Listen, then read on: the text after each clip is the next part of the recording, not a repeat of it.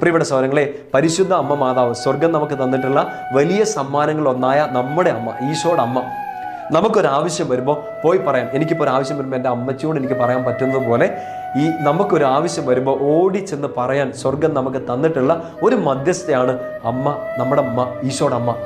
പോയി പറയണം. അമ്മ എന്ത് ചെയ്യും? പരിശുദ്ധ മറിയം എന്ത് ചെയ്യും? ഇത് പോയിട്ട് പറയുന്നത് ഈശോയോടാണ്. ഈശോ ആരാണ്? രാജാവാണ്, രാജാതിരാജനാണ്, ദ കിങ് ഓഫ് കിങ്സ്. സർവാധിപതിയായ ഈ കർത്താവിനോട്, രാജാവിനോട്, അതായത് എസ്തേർ രാജാവിനോട് പറഞ്ഞതുപോലെ മറിയം രാജാതിരാജനോട് പറയുന്നു, എൻ്റെ മക്കൾക്ക് ഇച്ചിരി പ്രശ്നമുണ്ട്. ആത്മീയമായിട്ടായിരിക്കാം, ഭൗതികമായിട്ടായിരിക്കാം, പ്രശ്നങ്ങളുണ്ട്.